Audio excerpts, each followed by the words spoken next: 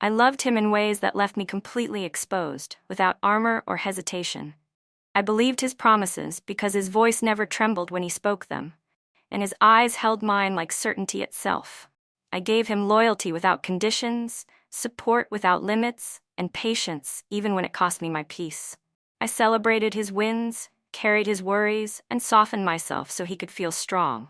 I thought love was meant to feel like sacrifice, like endurance, like proving your devotion through silence. I mistook consistency for security and familiarity for forever. When he pulled away, I leaned closer. When he failed, I forgave faster. I didn't notice that my needs slowly disappeared from the conversation. I didn't realize I was teaching him how to treat me by accepting less every time. Love became something I performed instead of something I received. I trusted him because I wanted to believe effort could replace boundaries. I didn't know that by loving him unconditionally, I was quietly conditioning him to believe I would never leave, no matter how little he gave back. The change didn't arrive loudly. It slipped in quietly, disguised as busyness and excuses. His replies grew slower, shorter, less interested. Conversations that once flowed easily began to feel delayed and forced. Then came the sudden need for privacy. His phone was always face down, always locked, always within reach. I noticed how he smiled at messages he never shared. When I asked what was wrong, he laughed softly and said I was overthinking.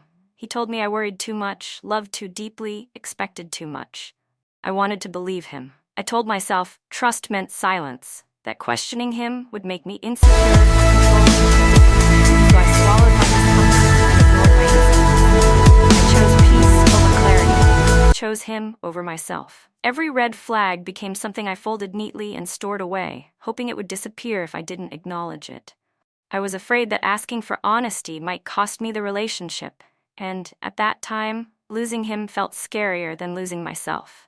So I stayed quiet, even when my intuition was screaming. The loudest change wasn't what he said, but what he stopped saying.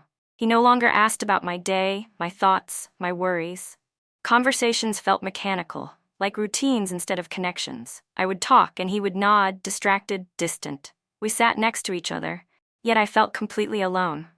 The warmth that once existed between us faded into polite familiarity. I started questioning myself. Was I boring him? Was I asking for too much? I tried harder, laughed louder, loved softer, hoping to bring back what we had lost. But effort without reciprocity only creates exhaustion. His silence answered questions he refused to speak out loud. Still, I clung to hope. I believed relationships had seasons, that rough phases were normal, that patience could fix anything. I convinced myself that if I just held on a little longer, things would return to the way they were. I didn't realize that while I was fighting to save us, he had already emotionally left. Silence became his language, and I was finally starting to understand what it meant. The truth didn't arrive as a confession. It arrived as a mistake. One careless lie, told too casually, exposed everything. He mentioned a place he claimed he hadn't been, a conversation he said never happened. It was small, almost unnoticeable, but something didn't align. My heart sank, not because I had proof, but because I recognized the feeling. I didn't confront him. I didn't argue. I paid attention. I listened closely to his stories, noticed the inconsistencies, the details that shifted depending on the day. Every lie left a crack, and through those cracks, reality slowly surfaced. I watched how defensive he became when questioned, how quickly blame replaced reassurance. Deep down, I already knew the answer. I was no longer searching for truth. I was preparing myself to accept it. That was the moment something inside me changed. Love stopped being blind and started being observant. I realized trust wasn't broken all at once. It unraveled thread by thread, quietly, until there was nothing solid left to hold on to anymore. I didn't find the messages while searching. I found them accidentally, or maybe fate decided I was ready. One notification appeared, a name I didn't recognize, paired with a familiarity that felt intimate. Curiosity turned into dread as I opened the thread. There were emojis meant only for lovers, jokes I once shared, affection that used to belong to me.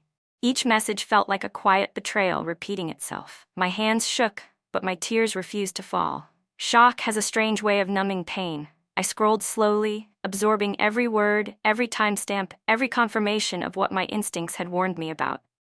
In that moment, denial died. I didn't scream.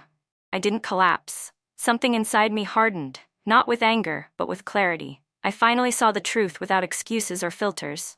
This wasn't a misunderstanding. It wasn't a mistake. It was a choice, repeated willingly. The person I loved had chosen someone else, while expecting me to stay loyal in the dark. And that realization changed everything permanently. When I finally asked him directly, he didn't hesitate or deny what I already knew. He sighed, looked away, and admitted everything with a tired honesty that felt cruel. There were no tears, no panic, no fear of losing me. Instead, he blamed stress, loneliness, temptation, and timing. He said he felt neglected, misunderstood, overwhelmed. Somehow, the betrayal became a reaction to my supposed failures. That was the moment clarity hit me hardest. He wasn't sorry for hurting me. He was sorry he had been caught. Accountability never arrived, only explanations designed to soften consequences. I listened quietly, no longer shaking, no longer hoping. Every excuse peeled away another layer of illusion. I saw him clearly for the first time, not as the man I loved, but as the man he truly was. Betrayal stopped feeling personal and started feeling intentional. He made choices repeatedly, knowingly, comfortably. Love doesn't coexist with repeated deception. In that conversation, my heartbreak settled into certainty. The relationship didn't end because of her. It ended because he chose himself every time, even when it cost. I left without screaming, without begging, without demanding answers he wouldn't give honestly. There was no dramatic exit, no slammed doors, no final argument, just silence and distance. My heart felt heavy, fractured, exhausted, but my pride refused to stay behind. I packed my pain neatly and walked away with what dignity I could carry. He stood there, confident in the belief that I would return. I had always returned before. That assumption was his comfort and his mistake. Walking away felt like tearing myself in half. Every step away from him felt unfamiliar and frightening. I questioned myself with every breath. Was I doing the right thing? Would I regret this? But staying would have required shrinking myself into something unrecognizable. I chose uncertainty over humiliation. I chose loneliness over disrespect. Even broken, I knew I deserved honesty, loyalty, and effort. I didn't leave because I stopped loving him. I left because loving him meant abandoning myself. That night, I cried until exhaustion replaced pain. But beneath the heartbreak, something powerful survived. I didn't beg for closure. I became it.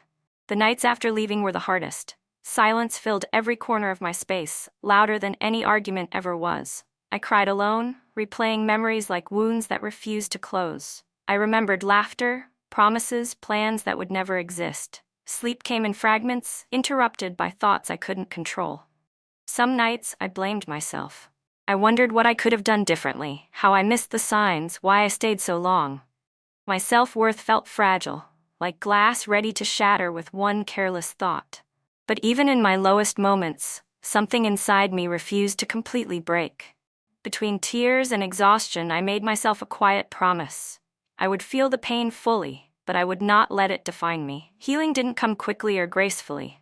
It came in small, uneven steps. Some days I functioned, other days I barely survived, but every night I endured became proof of my strength. I learned that heartbreak doesn't destroy you unless you let it. Pain visits, but it doesn't get to stay forever. Survival became my first victory. One morning, something inside me shifted. There was no announcement, no dramatic realization, just exhaustion from carrying sadness everywhere I went. I was tired of reliving conversations that no longer mattered. Tired of checking his social media for answers I would never find. Tired of asking why someone who claimed to love me could hurt me so easily. That morning, I chose differently. I stopped looking backward. I muted his name, deleted old messages, and removed reminders that kept reopening wounds. Choosing myself felt uncomfortable at first, almost selfish. I didn't know who I was without pain guiding my days. But slowly, clarity replaced confusion. I began focusing on what I could control: my time, my energy, my healing. I redirected attention toward things that grounded me. Small routines became lifelines. I wasn't healed, but I was healing. And that mattered. The shift wasn't loud or visible, but it was real. I stopped waiting for closure from someone who couldn't give it. I started creating closure through action. That decision marked the beginning of my return to myself. I rebuilt quietly, without announcements or explanations. I didn't post about growth or pain. I lived it privately, one disciplined choice at a time.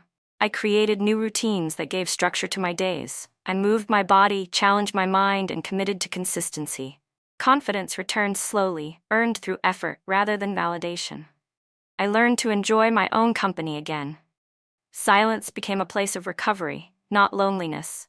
I didn't need to prove anything to anyone. Healing wasn't performance, it was practice. While I focused inward, he noticed the distance. My absence unsettled him more than any confrontation could have. There were no emotional outbursts for him to respond to, no explanations to manipulate, just quiet progress. Strength grew in the space where pain once lived. I learned that real growth doesn't require an audience, it requires commitment. Every day I chose not to react, not to reach out, not to reopen wounds. In that restraint, power returned to me. I wasn't pretending to be okay, I was becoming stronger. And that quiet transformation changed everything permanently. Weeks after the silence began, his name appeared on my screen again. My heart reacted before my mind could catch up. For a moment, time paused. The message was short, familiar, carefully casual. He said he missed me. He asked how I was doing. There was no apology, no ownership, no acknowledgement of the damage he caused. Just nostalgia, disguised as concern. I stared at the screen, rereading the words, searching for sincerity that wasn't there. That message confirmed what I already knew. He didn't miss me. He missed access to me. He missed comfort, familiarity, forgiveness on demand. I felt temptation rise, the urge to respond, to reopen a door I had just managed to close. But I remembered the nights I cried alone, the lies, the betrayal. I realized responding would only serve him, not me. Silence suddenly felt powerful. I locked my phone and walked away. For the first time, I chose restraint over reaction. That single decision felt small, but it marked a turning point. I didn't need to explain my absence. My silence became the answer he wasn't prepared to receive.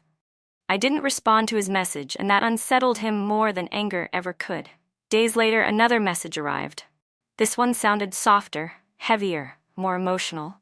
He said he was thinking about our memories. He said he regretted mistakes. Still, there was no accountability. Just regret shaped to pull me back. I stayed silent. Each unanswered message shifted the balance of power. The more I withheld, the more desperate his words became. I watched from a distance, detached, finally seeing clearly. Silence forced him to sit with consequences he had avoided. Meanwhile, I felt something unfamiliar growing inside me. Control. I wasn't ignoring him to punish him. I was protecting my peace. I learned that not every message deserves a response, and not every apology deserves access. Silence allowed me to heal without interruption. It gave me space to breathe, to think, to feel without manipulation. For the first time, I wasn't reacting emotionally. I was responding intentionally, even if that response was nothing at all. In that quiet, I reclaimed my strength. He noticed my absence. I noticed my growth. Healing changed me in ways I didn't expect. Not dramatically, not overnight, but steadily. I began carrying myself differently. My confidence wasn't loud or performative. It was calm, grounded, undeniable. People noticed the shift. I spoke with certainty. I laughed without forcing it. Opportunities began appearing, not because I chased them, but because I finally believed I deserved better. I stopped shrinking to make others comfortable. I stopped explaining myself unnecessarily. I became selective with my energy. I realized growth doesn't always look like happiness. Sometimes it looks like peace. I no longer checked his pages or wondered who he was with. My focus moved forward naturally. I wasn't pretending to be okay. I was building a version of myself that didn't revolve around validation. Strength replaced longing. Clarity replaced confusion. Slowly, I became someone he wouldn't recognize anymore. Not because I changed who I was, but because I returned to who I had always been before compromise diluted me. That transformation wasn't meant for him to witness. It was meant for me to live. And living it felt like freedom. We ran into each other unexpectedly, in a place neither of us planned to be. I noticed his reaction before he spoke. Surprise, disbelief, hesitation. His eyes searched my face for the broken version he remembered. He didn't find her. I stood calm, composed, unaffected. I wasn't cold. I wasn't angry. I was simply done. He tried to speak, stumbling over familiar words. I listened politely, without leaning in emotionally. I realized then how much I had changed. His presence no longer triggered anxiety or longing. It felt distant, like a chapter I had already closed. That realization shocked him. He asked how I was. I answered honestly, without details. I wished him well and prepared to leave. There was no confrontation, no revenge, no explanation, just boundaries. That moment unsettled him deeply. He saw what he lost, not through arguments but through contrast. I wasn't trying to prove anything. I didn't need to. Growth speaks for itself. As I walked away, I felt lighter. Not because he noticed my strength, but because I no longer needed him to. That was my real victory. Later, he reached out again, this time with honesty he hadn't shown before. He apologized fully. He admitted his mistakes without excuses. He said losing me forced him to reflect. I listened without interruption, without resentment. His regret was real, but it came too late. I understood something important in that moment. Apologies don't erase patterns. Timing matters. Healing had already changed me. I thanked him for the apology, not because it fixed anything, but because it acknowledged reality. I didn't reopen doors or revisit memories. I chose closure without reconciliation. Walking away felt peaceful, not painful. I wasn't angry anymore. I wasn't waiting for validation. I had already moved forward. Regret didn't give him access to me again. It simply reminded him of what he lost. I realized closure isn't something someone gives you. It's something you create when you stop expecting people to change. His regret spoke loudly, but my silence spoke louder. I didn't need revenge. I didn't need to win. I had already chosen myself. And that choice changed everything. Over time, I noticed the roles had quietly reversed. I was moving forward while he remained anchored to the past. I heard through mutual connections that he asked about me, that he watched from a distance, curious and unsettled. Meanwhile, my life continued expanding. New connections entered naturally, not forced, not rushed. I felt lighter, freer, more present. Happiness didn't arrive dramatically. It settled gently into my routine. He, on the other hand, stayed stuck in reflection and regret. The consequences of his choices finally caught up with him. I didn't celebrate his discomfort. I didn't feel satisfaction watching him struggle. I simply acknowledged the contrast. I had done the work. I had sat with pain, chosen growth, and rebuilt intentionally. He avoided accountability until it became unavoidable. The tables didn't turn because I planned revenge. They turned because I chose self-respect. I learned that moving on doesn't require announcements or explanations. It happens quietly, decisively. When you stop chasing closure, life provides peace instead. I wasn't trying to prove anything to him. I was simply living differently. And that difference spoke louder than any argument ever could. Healing wasn't dramatic or glamorous. It didn't arrive with sudden joy or constant optimism. Healing looked like quiet mornings without anxiety.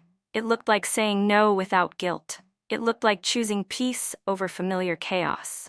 I stopped replaying old conversations and stopped searching for meaning in betrayal. I accepted that some people teach lessons, not permanence. Healing taught me that love should never cost self-respect. It taught me to listen to discomfort instead of silencing it. I learned to trust myself again, slowly, intentionally. I no longer needed explanations from someone who failed me. I created understanding on my own terms. Healing wasn't about becoming invulnerable. It was about becoming honest with myself. I allowed space for forgiveness without reopening wounds. I released resentment, not for him, but for my own freedom. True healing didn't make me harder. It made me clearer. I became selective with my time, my energy, my emotions. I stopped negotiating boundaries. I realized healing isn't forgetting what happened. It's remembering it without letting it control you. That understanding grounded me. Peace replaced longing. And that peace felt permanent. Months later, he reached out one final time. The message was longer, heavier, more sincere than before. There were no excuses, no defensiveness, no manipulation. He acknowledged his actions fully. He admitted losing me was his greatest regret. I read the message calmly, without racing thoughts or emotional spikes. Time had softened the pain but sharpened my clarity. I believed his remorse was real. I also knew remorse doesn't rewrite history. Timing matters. Growth changes priorities. I responded kindly, honestly, and firmly. I wished him healing, but I didn't offer access. That door had closed quietly a long time ago. Saying no felt natural, not painful. I wasn't rejecting him. I was choosing myself. That distinction mattered. I didn't owe explanations or second chances. Love doesn't require self-betrayal. Ending that conversation felt like completing a chapter, not reopening one. I put my phone down and felt peace settle in. Not relief, not triumph, just certainty. I had grown beyond the version of myself who would have accepted too little, and I wasn't going back. I finally understood that winning wasn't about watching him regret losing me. Winning was about never losing myself again. I chose myself fully, without hesitation or apology. I honored my boundaries, even when it felt uncomfortable. I trusted my instincts without questioning my worth. Choosing myself meant refusing to entertain mixed signals or half-hearted effort. It meant prioritizing peace over potential. I stopped romanticizing struggle and started valuing consistency. I learned that love should feel safe, not uncertain. Choosing myself didn't make me cold or distant, it made me intentional. I became clear about what I wanted and unwilling to settle for less. I stopped waiting for validation from people who couldn't provide it. My confidence came from alignment, not attention. I realized that self-love isn't loud or boastful. It's steady, protective, uncompromising. Every decision I made reflected that understanding. I no longer feared being alone. I feared abandoning myself again. That shift changed how I approached everything. Relationships, friendships, opportunities. I stopped proving my worth and started honoring it. Choosing myself wasn't a one-time decision, it became a daily practice. And with each choice, I felt more grounded, more whole, more free. The experience left me with lessons I carry carefully and deliberately. I learned that love should feel safe, not confusing. Loyalty should be mutual, not negotiated. Effort should be consistent, not conditional. I learned that people show you who they are through patterns, not promises. I stopped ignoring discomfort for the sake of connection. I learned that boundaries are not walls, they are guides for respect. Betrayal taught me the importance of self-trust. When intuition speaks, it deserves attention. I no longer fear asking difficult questions or walking away from uncertain situations. I learned that healing doesn't erase pain, but it transforms it into wisdom. I stopped believing that patience could fix disrespect. I stopped confusing attachment with love. Every lesson sharpened my clarity. I became more discerning, not bitter, stronger, not closed. I accepted that some endings are necessary for growth. Not everyone is meant to stay. Some people enter your life to teach you how to leave. I didn't regret the experience. I learned from it. And those lessons became the foundation for healthier choices, deeper peace, and a future built on self-respect rather than compromise. I raised my standards quietly, without announcements or justifications. I stopped explaining what should already be understood. I learned that the right people don't need convincing to treat you well. My boundaries became clear, firm, and non-negotiable. I no longer accepted inconsistency disguised as effort or apologies without change. The new standard wasn't built to impress anyone. It was built to protect my peace.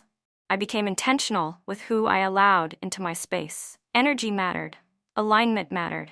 I stopped giving access to people who didn't value it. Saying no became easier. Walking away became faster. I realized that standards aren't about demanding perfection. They're about requiring respect. I didn't punish anyone for past mistakes. I simply removed myself from situations that compromised my well-being. That clarity simplified my life. Relationships felt lighter, conversations felt honest, and expectations felt balanced. I stopped fearing being misunderstood. Peace became more important than approval. The new standard didn't isolate me. It attracted healthier connections naturally. I finally understood that protecting yourself isn't selfish. It's necessary. And once you raise your standards, you can never comfortably return to what once hurt you. As strange as it sounds, I became grateful for the pain. Not for the betrayal itself, but for what it forced me to confront. Heartbreak stripped away illusions I needed to lose. It showed me where I had abandoned myself in the name of love. Without that pain, I might have stayed smaller, quieter, more accommodating than necessary. Growth rarely arrives gently. Sometimes it arrives disguised as loss. I learned to appreciate discomfort as a teacher, not an enemy. The experience strengthened my discernment and sharpened my self-awareness. I stopped chasing validation and started cultivating confidence. Pain taught me resilience. It taught me that I could survive disappointment and still remain open-hearted. Gratitude didn't erase what happened, it reframed it. I no longer viewed the past with resentment. I viewed it with understanding.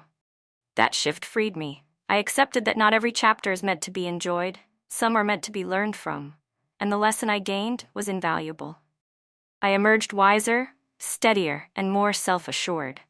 The pain didn't break me, it refined me, and for that, I was thankful. I heard through others that he still asked about me, still wondered how I was doing, still questioned what could have been.